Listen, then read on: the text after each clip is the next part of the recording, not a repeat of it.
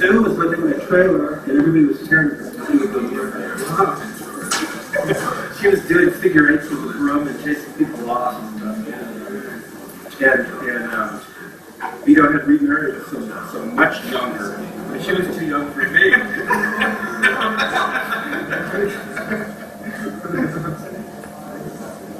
Yeah, I didn't think he was all that great of an artist. Person.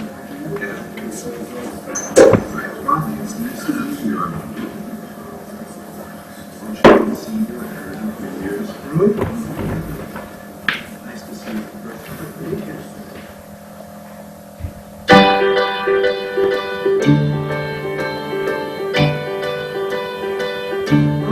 I could beneath the wings of the bluebird as she sings.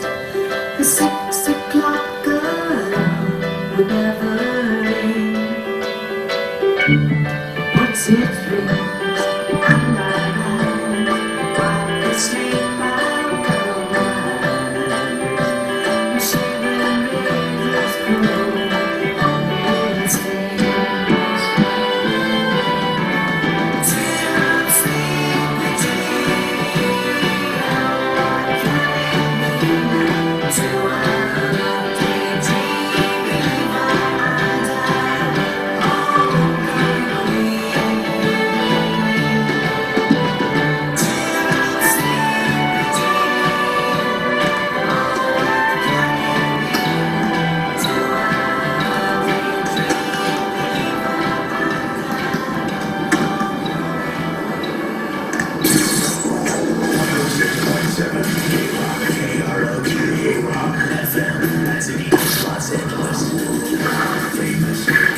That's right, it's 9 o'clock. Time for the original Rodney on the Rock, right here, 106.7 K-Rock. Now back to some new music. I got new Monaco, new Spiritualized, new Oasis, Blur, everything from now till 10, and then I'll be back at midnight for part 2. So stay tuned for the original Rodney on the Rock show.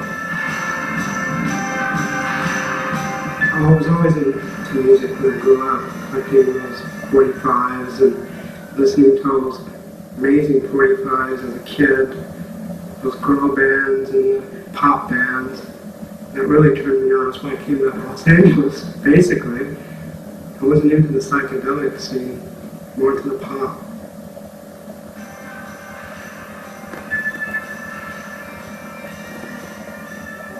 I was hitchhiking, running away from home. I came to Los Angeles as a kid. I'm out hitchhiking from Mountain View, California to Hollywood, where the bright lights in the city and the Sunset Strip. It was just amazing. It was an amazing time growing up, witnessing all that. The excitement, the brightness, the girls especially, the rock and roll, the music. Some great music was happening, especially with the Birds and the Beach Boys.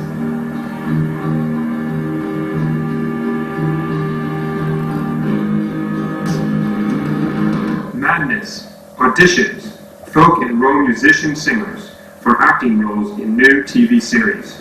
Running parts for 4 insane boys aged 17 to 21. Want spirited Ben Franks types, have courage to work, must come down for interview. Well, I went for the audition because of the ad that appeared in Hollywood Reporter. And so they wanted Ben Franks types, basically. Now, everybody hung out at Ben Franks, and that was the place to hang out. It was happening 24 hours. So I went down, and everyone's in line. You see Danny Hutton from 3 Dog Night, Stephen Stills, even Bobby Boussolet from the Manson family. Bryan McLean from Arthur Lee's band Love was even there. He tried out for the Monkees. I think about the Monkees, and I chuckle about the Monkees because of the fact that if there was anybody that was more wrong to cast the Monkees, I was the wrong guy to cast the Monkees. I really mean that.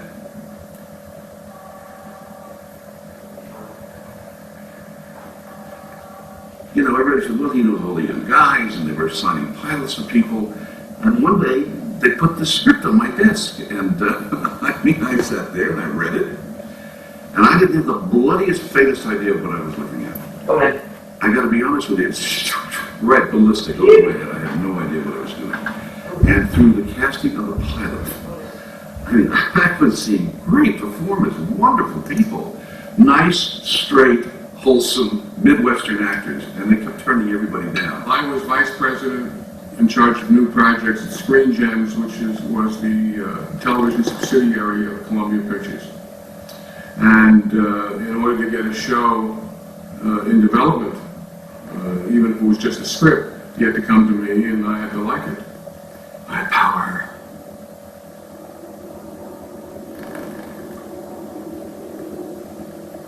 Well, what happened was that Bob Rafelson walked into my office. This was maybe 6 months before I gave the original green light, and he said he wanted to do Hard Day's Night as a TV series. I said, go. That's how it started.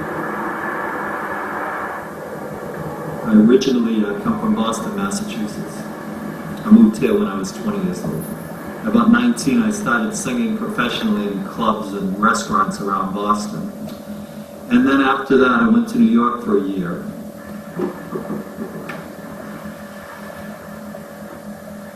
I don't know, I always had a passion for coming to sunny California, you know, with the weather, the beautiful weather, and the fact that Hollywood here is here in Los Angeles. And I figured if I'm going to be in show business, it might be a great place to come. It's interesting because I never really did go for many auditions, but I guess I remember it pretty well. I remember the song that I sang, which was Habanagila, which is a weird choice, but the reason I sang that is because they asked me all these different songs I knew, and I guess they were tired of hearing maybe a lot of the same kind of things. So the minute I said Habanagila, one of the guys jumped on, sing Habanagila, you know? So I imagine in the interview they were hearing all different kinds of songs. And they were very impressed with my voice. And they were starting to say things like, you know, well, maybe we could put a wig on him and all this other kind of stuff, because, you know, long hair was in and I had short hair. And I was cringing to think about at the time, God, they're going to put wigs on me. What are they going to do to me? You know?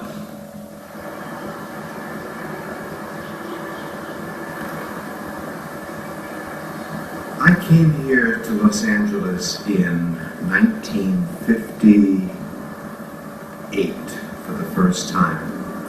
At that time I was signed with MGM Records in New York City. I was living in New York, and I had come out here on tour with those Dick Clark tours, and I came out here in 1964 to live.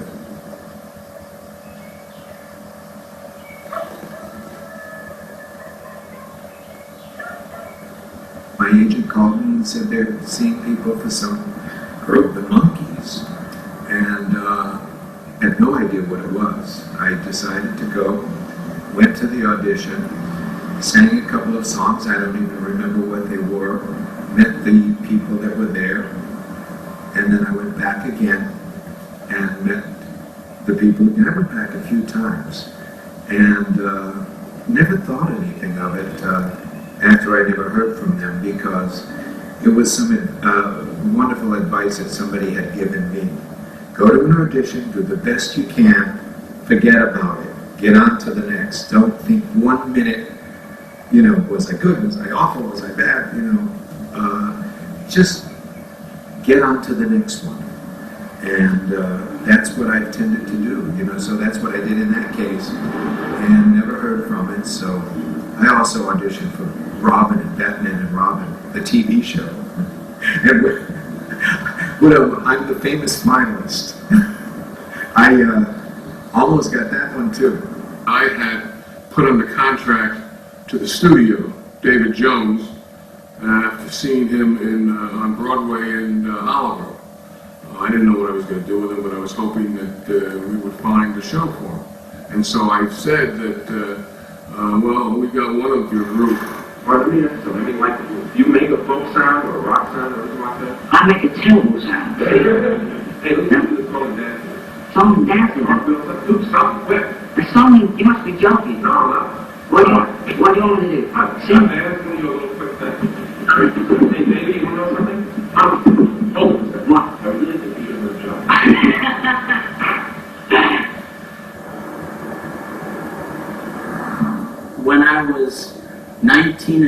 years old, I approached my brother and he said, "How you doing in school?" I said, "I'm tops of my class." He said, "So you're going to be a commercial artist?" I said, "No, I want to do what you do." And he says, "Well, you have to learn to play the guitar and sing." He says, "Here's a guitar, now learn to play it and learn to sing." And so a week later, I went in for my first audition in Westwood, California, at a place called Ledbetter's.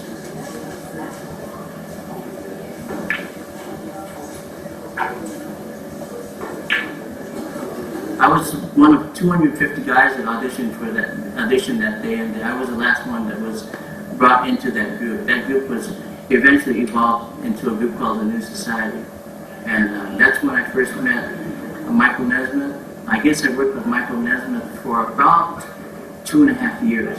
Wow! Are you ready for this? Why do you do this? What's that? Play music. Well, why do they call that a life? I don't know. That's just where it's at. Well, how'd you get to it? How long ago? You just came to it 2 years ago? What before that? All the failure? Somebody told me, go over here and audition. There's a bunch of people that are trying to put a group together, the Monkees. For me, it was just another audition. I had known that there was so to speak, big money behind it, and that they had already had a couple members of the group during that time. But I do know for a fact that Michael made it, because Michael drove up to one of our rehearsals with the New Society in one of those cars that looked like a Thunderbird turbine engine car, and it was something like I had never heard before. It sounded like a jet plane that just pulled back of the alley at the rehearsal. And then Michael steps out, and I knew he would be going with the Monkees definitely, because he had the car, and he had just bought a chinchilla miniskirt for his wife, and I knew he wasn't making that kind of money in the New Society. Love is only true in fairy tales. For someone else, but not for me. Our love was out to get me. That's the way it seemed. Disappointment haunted all my dreams. Then I saw her face. Now I'm a believer. Not a trace. A doubt in my mind.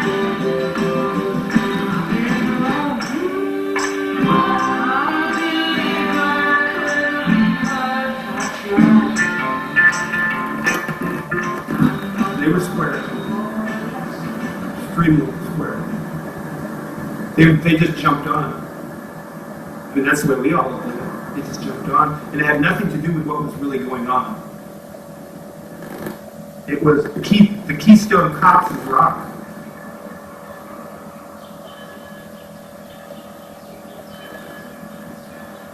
The lure was $700, $750 a week. There was a guy, Bobby Jameson, who told me about the audition. He said, "You ought to go down there. You're what they're looking for. You'll make $750 a week," or whatever it was. It was an enormous amount. He didn't let me know that it was comedy. So I went down there being the hip street man guy, sort of graveling my voice and like, nah, I don't want to talk like this. And it was wrong. Thank God it was the wrong approach.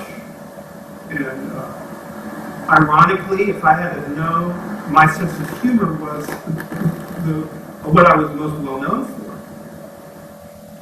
The Monkees' idea was cast actors who could play music. I wasn't looking for musicians who could act. I was looking for just the opposite. We were seeing people off the street. I mean, people were knocking on the doors, giving us a picture. And they were, for me in those days, a very strange lot of people. I've heard that Charles Manson was in on this. I have no recollection. And, but I'll tell you something, if he did come in and if he was kind of wacky, I would have sent him up to the producers. 3 trombones, 4 trumps, 5 sax.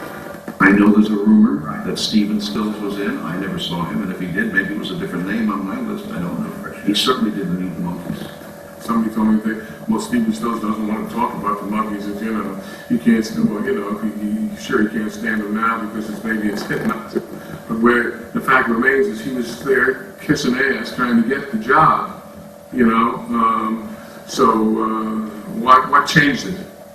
I didn't belong in the Monkees. Or I did belong, and I'm still in denial about it. If I ever find out that I belong in the Monkees, then I will probably really have a legitimate nervous breakdown. I think I belong in something that involved pioneering, something that wasn't popular yet. My goal for my music was always timeless.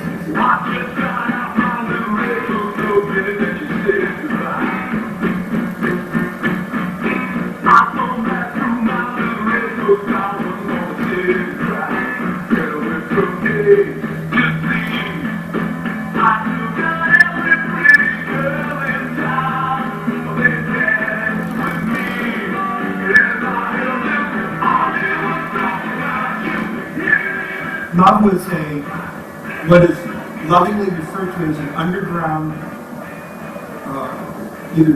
they say garage band now. We had a following, but it was underground, more or less. It wasn't meant to appeal to as many people as the Monkees music was. I'm glad that they got the impression that I was this serious, sort of like drugged out guy. Because I don't think even the minimal amount of fame that I experienced was hard. It was difficult to stay balanced. Honestly, it almost killed me just to have the notoriety that I did. To have more, to be better known, to have my face more well known. I think it would have been pathogenic. I don't know if I would work again. When I went to that audition, I thought it could have been a great moment in my life, a weekly television show and doing music and meeting the right girls and just being part of that whole thing. But Davey promised me my first legit job, which was working as his double stand-in on the Monkees. My first paycheck was from Screen Gems, the people who did the Monkees. They'd shoot the backs with the sides. I had the exact character at the time. And did one of the episodes, The Prince and the Pauper. Hi. What are you doing in America? I ended up working at Capitol Records and did some work with Linda Ronstadt.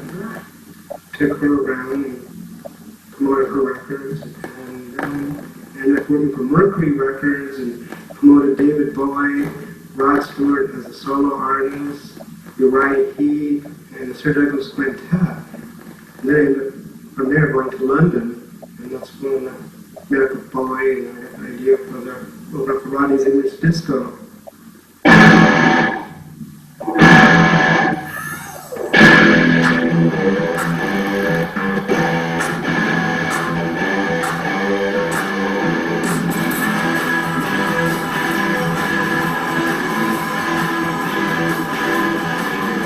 Well, the disco was a club on Sunset Strip called Rodney's English Disco. It was a glitter glam club.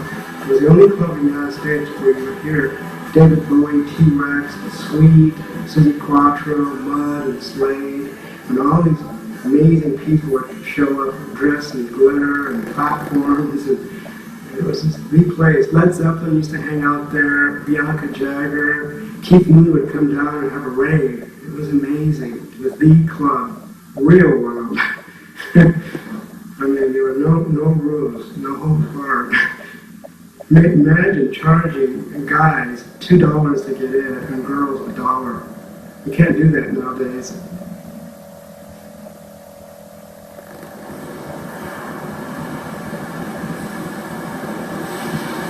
me, I felt I had talent because when I performed in clubs and restaurants, the applause was always very strong. People would come up and comment on what a beautiful voice I had, what a clear voice, how they loved the songs that I did. People would tell me, oh, you're going to be a big star and things like that. And of course, being a young man at the time, I was very impressed with the things that people bestowed upon me, the comments and things like that. In my heart, I wanted to be a pop singer and do that kind of music. And I would say it was probably in the early 70s. It's hard for me to remember exactly. I came to record this song because the fellas that had this song, the guys that wrote it, felt they had a hit. And they told me that they had tried over 100 singers. And when I went in, they liked me right on. And they wanted me to record it.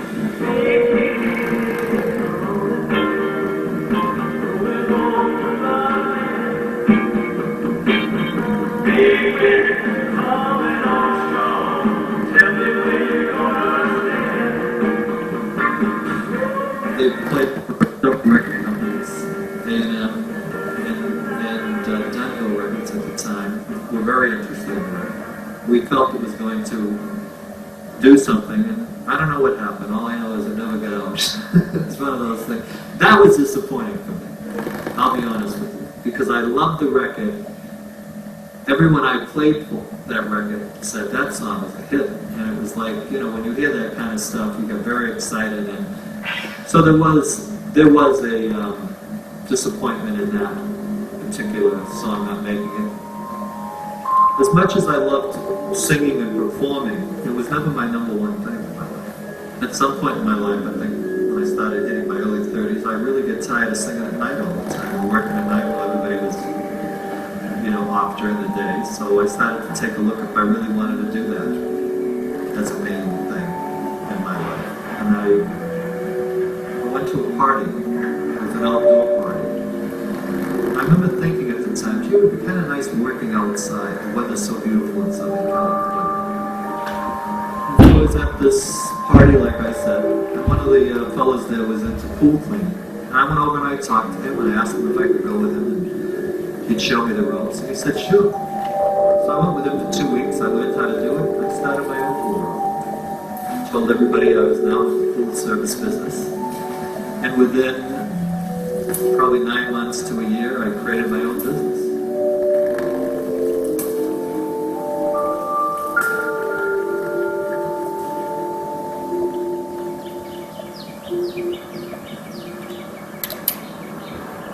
Somehow, I don't know if I could picture myself being a monkey when I saw the finished product.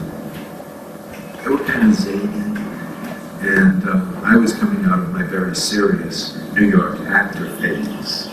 I was working here in town all through the 70s. I worked every single club in town, did great business, was doing kind of a show with backup singers. I would make my sets myself, palm trees and my mirrored moon, and was doing 3 shows a night, packing them in. It was just incredible.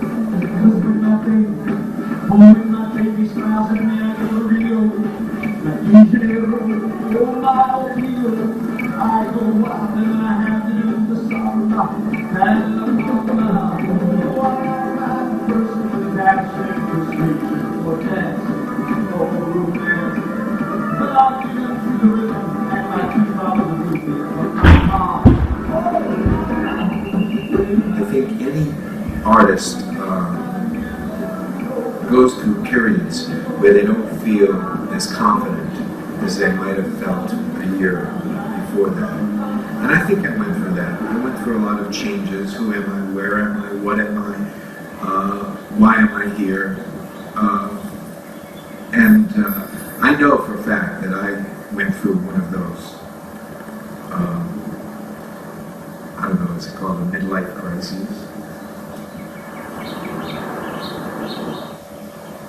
As a matter of fact, I was touring and traveling and doing clubs all over this country and all over the world, and I got tired.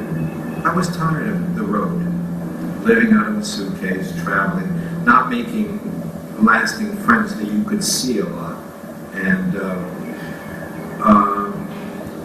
I got into a business. A friend of mine told me about this business, and I started doing it, and the money was great. So I opened my own business, and it's dealing with banks, and I sell them all their paper and their ribbons for encoding their checks and doing things.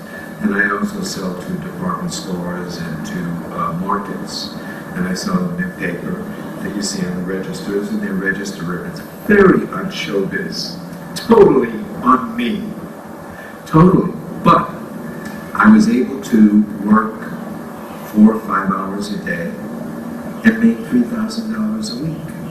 And and I thought, well, I don't need to do this. I don't need to, you know. So I started.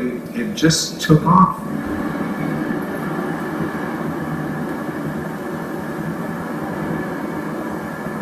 I've had a lot of experiences that would have killed most people.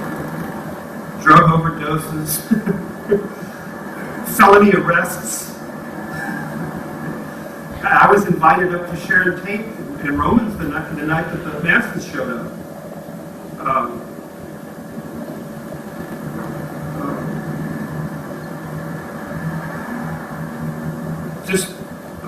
All that goes with having a pension, for putting yourself in 100% into whatever you're doing wrong or right, and everything that goes with it. And there's a consequence that comes with your action, good or bad. And if you have the greatest drug, and it's the most, what you feel is the most euphoric experience, it ends, and then you're in trouble. You think you're getting onto the train, you're going to get off at the next stop. But before you realize, before you know what's happening, you're lashed to the front of the train. It's a runaway train, and you're strapped to the front until it crashes. And when it crashes, you don't know how you're going to come out. Now, for me, I just simply don't have another runaway train experience left in me. There are people here tonight that he's spoken to, and you're ready to leave without him. Because sin has gradually dulled your conscience until now. I wasn't doing well. My mother had been converted watching Billy Graham on television, and she was praying for me. And, just one night in a hotel room in New York, I just prayed, cried out to the Lord, and said, "If you're real, you know, I'm going to give my life to you because I'm afraid I'm going to destroy myself." With what? Every kind of destructive behavior you can imagine. I ended up walking away from the business at that point, but that had to do with being converted to Christianity, and having that experience, and not so much being disenchanted with music videos.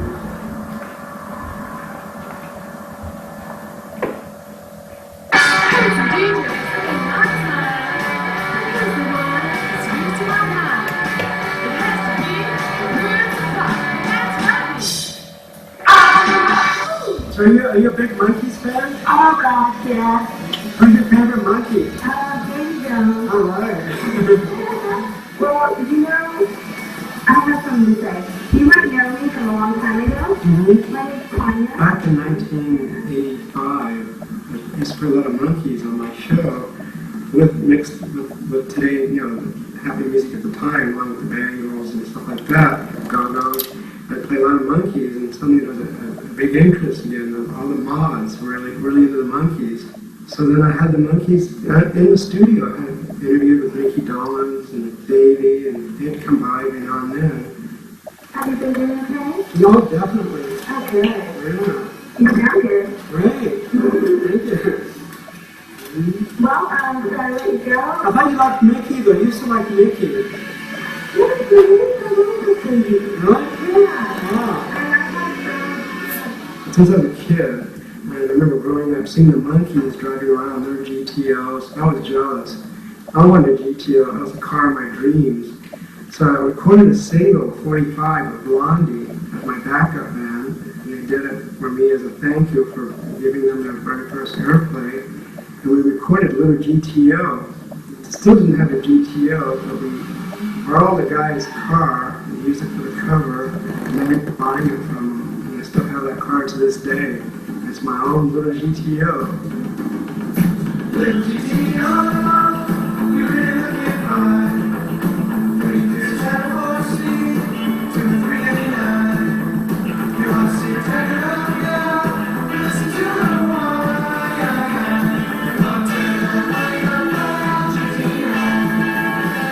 This is cool. People always pull me over after they want to sell it. Oh, nice car and stuff. But I don't really go far. I don't really hang out that much anymore. Every day, there's a few things I do. I go out to eat. I go out to Denny's coffee shop in Hollywood. And we have dinner over at the IHOP. IHOP is the International House of Pancakes. We got all kinds of pancakes from all over the world. And later on at night, over to this deli called Cantor's.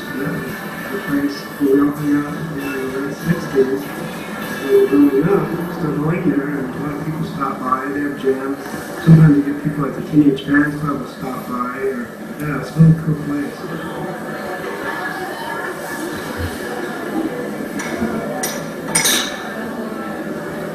I've always been a private person. I'm quite shy. I'm kind of like a recluse. Well, Andy Warhol is a lot, like I am. He's an individual, he's quiet, kind of a shy person. That's the way I am. And he has his own set ways, his own restaurants he goes to, his own friends he hangs out with. He's an artist. I'm an artist myself with the music I play on Sunday nights on my radio show. The way I mix it together and the music I bring to the people is like my art. Everyone knows me. I'm like the person that they know, they trust. Because I'm not one of those snobs, I'm not stuck up, I'm friendly, I'm a little shy, I admit, some people may think I'm stuck up, I'm not, I'm very friendly, I treat everybody equal, I treat David Bowie like I would a homeless person, I talk to him the same way. I know David Bowie, and I know people like Jimmy Page, and I know homeless people too, and I know these amazing models, and let's keep everyone's equal to me,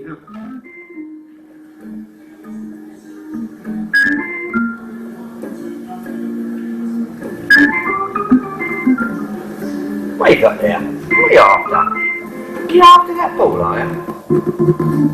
I was very happy with what I was doing. I never looked backwards at anything. Every goal that I had set for myself, I accomplished. Unfortunately for me, I didn't tell myself I wanted to have 15 gold records, because maybe if I hadn't done that when I was 20, I might have a wall of 15 or 20 gold records. I wanted to beat William Stone, and was my idol.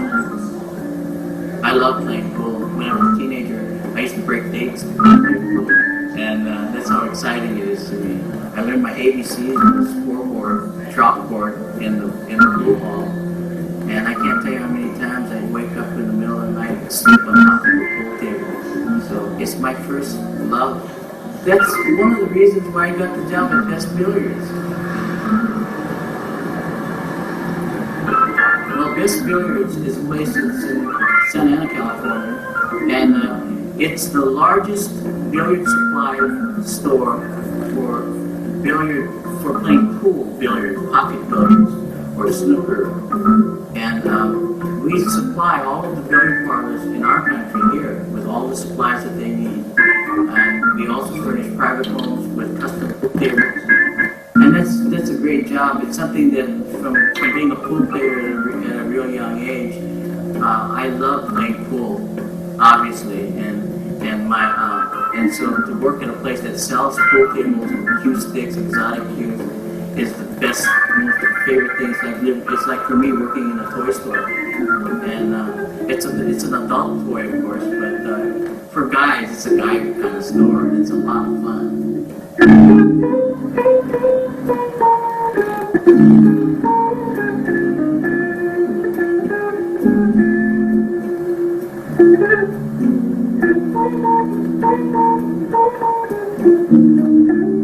The biggest job is a job I look forward to because it's run by a really nice family, association is a job that I get to work with my other family, and literally my brother, who happens to be my boss when I'm doing that.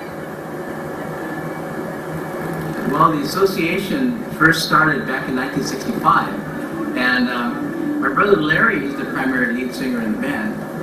And about 1972, 71 or 72, I ended up working for the association as primarily their sound man. They wanted someone with a musical background to be able to do a vocal mix like they wanted it to sound like. And so that was the whole reason. The idea was really solid when you think about someone that's an actual singer that's mixing vocals for in the sound system, and that's pretty much what my job was at that point.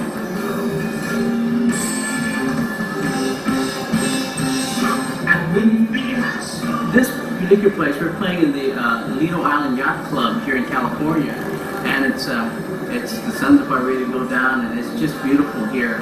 We normally do concerts for corporate dates in big hotels. Sometimes, a lot of times we do outdoor concerts. We just finished doing a whole tour of outdoor concerts. Half the time we're doing indoor gigs for 4,000 to 5,000 people, and then other times we play up to perform in front of 150,000 people.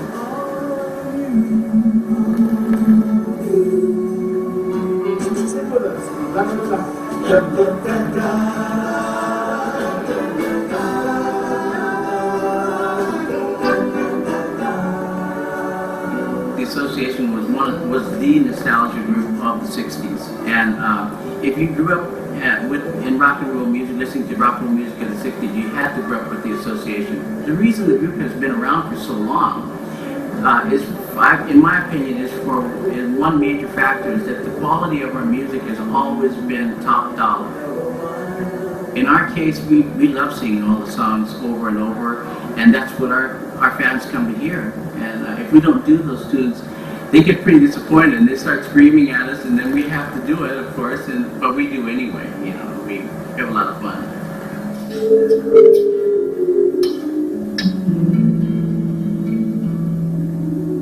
I am thinking about getting back into the acting scene again. The opportunity came through a friend of mine who worked with Richard here. They needed a stand-in, and so I went down, and it worked out. I started working with him, and I've been working with him for the last couple of years. A stand-in sounds like a nothing kind of a thing. You know, it's not rocket scientist work, but it's very interesting because in order to have the star lit well, they need to do the lighting. That takes a long time. And so the star cannot be expected to sit there or stand there for hours and then do their scene. So what I do is I will sit or stand or run or jump or whatever the star is doing in the scene while they check the lighting, the sound, they check everything. And it's just been a great opportunity to get back into the business.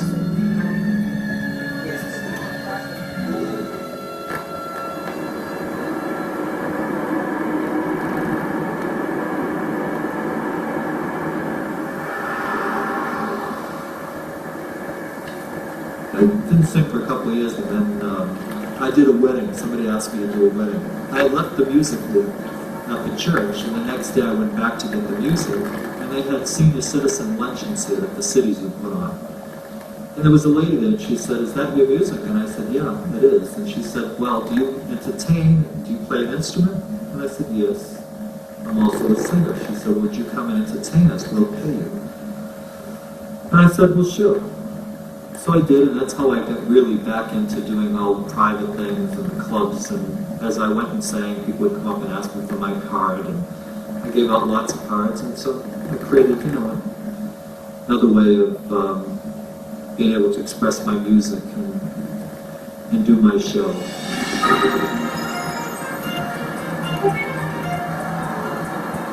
Welcome to Leisure World Laguna Hills. This private community nestled in the rolling green hills of sunny Orange County, California. It's not just a place, it's a lifestyle. I've been down there several times, in Laguna. They call me back every so often to come. I think this particular group I've probably sung for at least 3 times. They're a senior citizen group, yeah. They seem to enjoy my music. That's why they keep having me come back. And they're beautiful. I love the energy that they have. They get up and they dance. I feel it's their party, so when I go there, I want them to have a good time.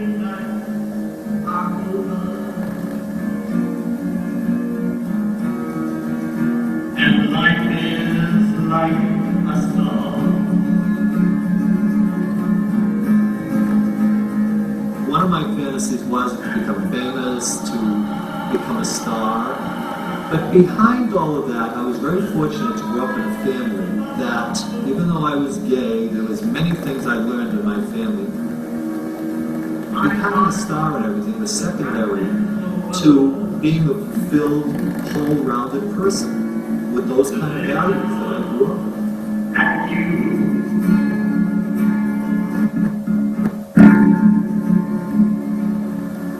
My father's my greatest fear. He always has been. And I know my father, as proud as he is of my singing, is even more proud of the person that I've become.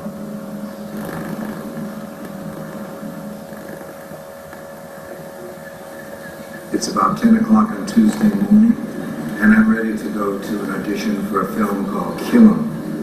I sent my pictures in about a year ago to the production company on another project, and obviously they didn't think I was right for that project, but they called me on this one. And I'm looking forward to going in. It's part of a mafia don, and I hope I get it. It is important to get this job. I've been kind of semi-retired, and now that I'm getting back into the business, I seem to be going up for these real tough guy parts. And so that's kind of an active stretch, because I'm really a pussycat.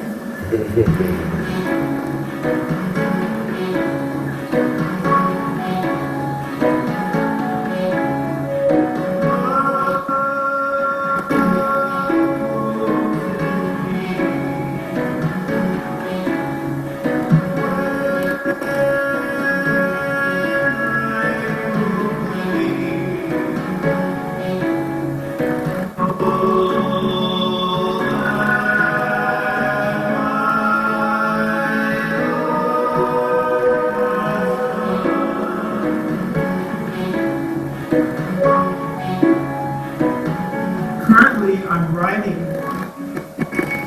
worship music that's presented in an ethereal genre, Celtic, spacey, ethereal, no guitar. I call it spooky. Really what it is spooky Christian music, spooky worship.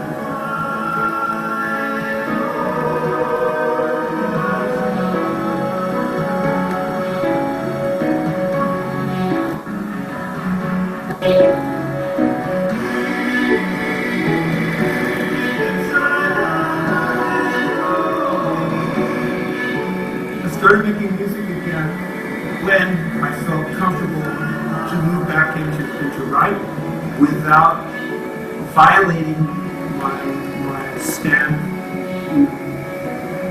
for Christ and that experience as being heterogeneous to the music business and that lifestyle and that draw. I think if a person is a Satanist or a Buddhist, a Hindu, whatever they are, will be able to listen to this music and not put up because it's the universal longing to be in the spirit realm.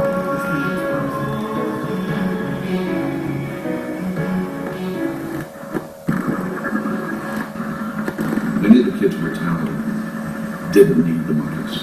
The monkeys was an opportunity. 4 guys got the shot. Some people supposedly that were in on it, some of them did move on and went on to very, very successful careers. I think probably out of maybe 400 or 500 people that were singing for the monkeys, I think maybe 20 are still in the business.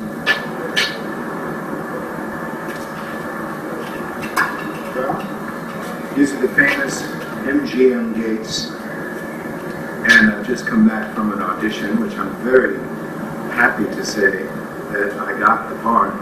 Would have been very embarrassing if I hadn't. But then again, it would have been just another notch in the belt of auditions in Hollywood. People who tried out for the Monkees, I hope they've made it, because it's been a lot of years. And if they haven't and they're still trying, you know, my heart's with them, and they'll make it somewhere. Even if they don't make it, they will have made it, because they tried and doing something that they loved and they didn't give up. And that's worth more than all the money in the world. To give up is not in my vocabulary. I don't believe in it. I have so much to keep me busy and so much to live for that I think a lot of that having to do with not having a driving need to be famous. I think you would probably feel more a failure if that were your driving need. I've got to be famous and I've got to make it. That expression always kills me when I hear that. Because I feel that I've had the most wonderful, I've been so blessed to have this life. And I'm not rich, I'm not famous, but I'm happy. Is that almost the name of the feeling Scotch and soda? It plays an introduction of I think it was the first time I was Howard Johnson when the whole tone was Howard Johnson's. I have a lot of contentment in my life because I think I've discovered inside that being a loving and whole person is really the key to a great life. And I think that's the greatest goal you can achieve in life, not being, you know, a big star in Vegas or a monkey or whatever. I don't want to sing 4 hours a night. I don't want to do it so much that I don't enjoy it. I want to do it to where I enjoy it. Enjoying things is more important to me in life than anything monetary. And if I can enjoy and make a living and be comfortable at the same time, then that's all frosting on the cake. And I've been able to do that so far in my life. And I'm very grateful that I'm at that point. Yuri Mafia. I'm driving to Vegas and using Banner alongside the cast. Gypsy Boots. Oh, God. So he's still alive. He's still around in the van. Yeah. Honest to God, I was driving flying by him. I look at the first Yeah, I have to get a new passport and my driver's license renewed. Which I walked in as a new Okay. I like LA. You know, I filmed everything. There's a lot of movies and did television, a lot of writing for various publications, and you know, if it wasn't for Davy Jones, you know, taking my start, my career, all to Davy Jones from the Monkees. He invented me.